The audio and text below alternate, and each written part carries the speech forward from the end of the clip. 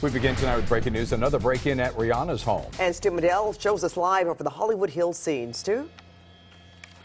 Well, that's right. That's the house right there we believe to be Rihanna's house. And earlier this evening, the alarms were going off here. LAPD arriving out here in force. A number of officers made their way onto the property. They did find evidence of a break-in, but the singer Rihanna not home, and apparently nobody else was home at the time of the break-in as well. Now, LAPD is still here on scene. They're doing an investigation. Not sure if anything was taken.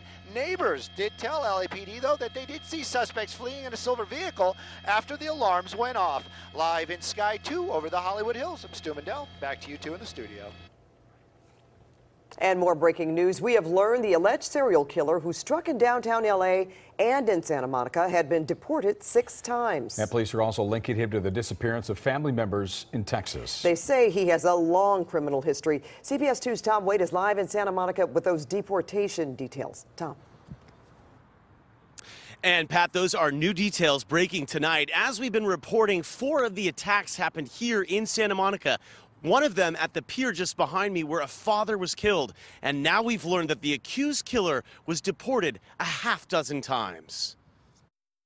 The man arrested for a string of vicious and deadly attacks in Los Angeles and Santa Monica was deported 6 times. ICE says Ramon Escobar was repeatedly sent back to El Salvador dating back to 1988. Police here in LA say Escobar is the bow-legged mystery man in this security video who killed 3 men, including Stephen Cruz, a father of 2. I think it was a crime of opportunity, and as I stated in the previous press conference, it appears the motive in most of these cases was robbery. Police say Escobar's final attack was at this corner in Santa Monica yesterday. The victim is in a coma. Police tell us Escobar's weapons of choice were a bat and bolt cutters. After yesterday's attack, an alert officer saw Escobar leaving the scene. He was arrested and officers found and searched Escobar's car. Detectives say he came here under mysterious circumstances in August from Texas shortly after the disappearance of 2 of his family members. The daughter of the missing woman spoke out today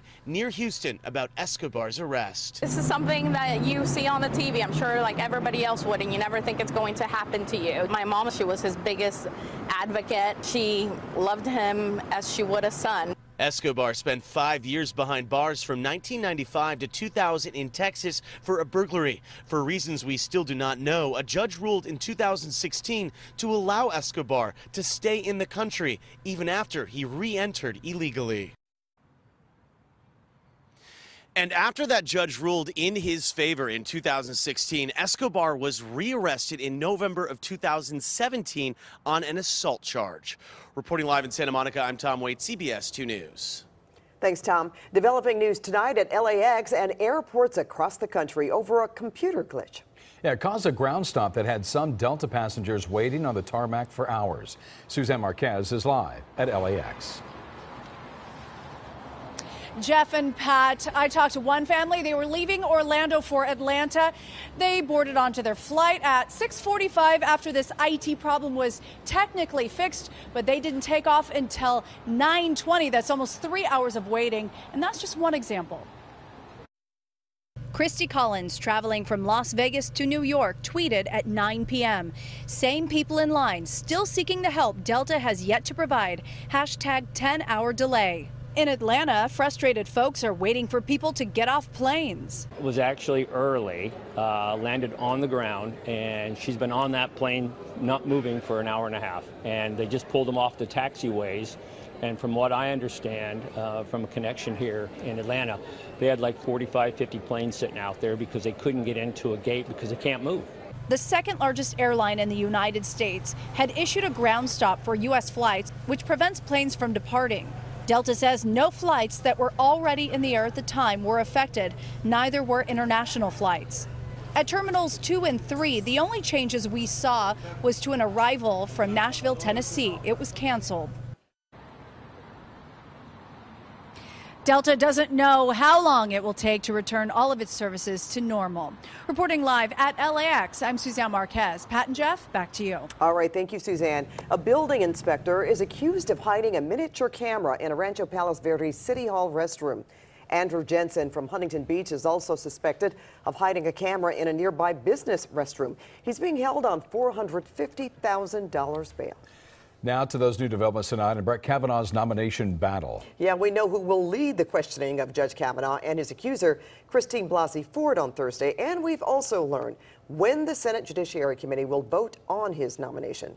CBS Tuesday, Brian has all the late-breaking details. Yeah, this is getting pretty close now, and they are starting to fill in the details, even as the debate continues. In less than 36 hours, the showdown in the Senate will begin as Supreme Court nominee Brett Kavanaugh and his accuser, Christine Blasey Ford, will testify with what seems like probably the whole country watching.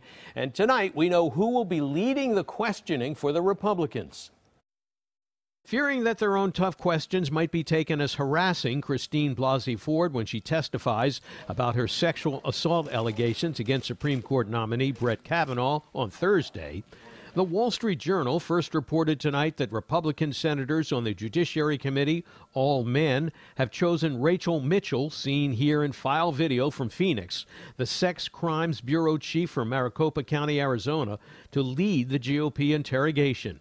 The Washington Post reporting that Mitchell is a registered Republican and has worked for the Maricopa County Attorney's Office for 26 years. I think that's an appropriate way to do it. More than 2 months after Judge Brett Kavanaugh was nominated for the Supreme Court, a frustrated President Trump went after Kavanaugh's accusers, focusing on Deborah Ramirez, who alleges that Kavanaugh exposed his private parts on her in the 1980s. The second accuser has nothing. The second accuser doesn't even know. She thinks maybe it could have been him, maybe not.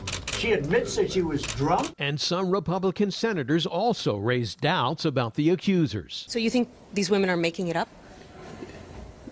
They had a little help, I have a feeling. Kavanaugh and Ford will be testifying on Thursday morning, with a vote on the Kavanaugh nomination expected just 24 hours later on Friday. Nonetheless, the Kavanaugh supporters still have some work to do with a few Republicans who are wavering on him and on how this confirmation process has been handled. Among them, Senator Susan Collins from Maine, Jeff Flake from Arizona, and Alaska Senator Lisa Murkowski. Jeff, back to you. Okay, Dave, thank you. Well, disgraced comedian Bill Cosby is behind bars in Pennsylvania tonight, serving his first night of a 3 to 10-year prison sentence. I feel like my mom's in heaven watching over me crying, saying, "You did it, baby. You stood up to the fight, and the bookie man going to jail." 81-year-old was convicted of drugging and sexually assaulting Andrea Constand at his suburban Philadelphia mansion 14 years ago. 60 women have accused the comedian of sexually assaulting them. A Cosby spokesperson, Andrew Wyatt, says his client will appeal. Cosby will now have to register as a sex offender. Meanwhile, the Hollywood Chamber of Commerce says it will not remove his Walk of Fame star because the star only reflects his professional accomplishments. An inspiring story tonight about an Ontario police officer who doesn't know the word quit. He was shot in the head while trying to save people during the Las Vegas massacre last year, and now he's back on the job after overcoming some tremendous obstacles. And CBS 2's Nicole Comstock is live at the Ontario Police Department with his story. Nicole?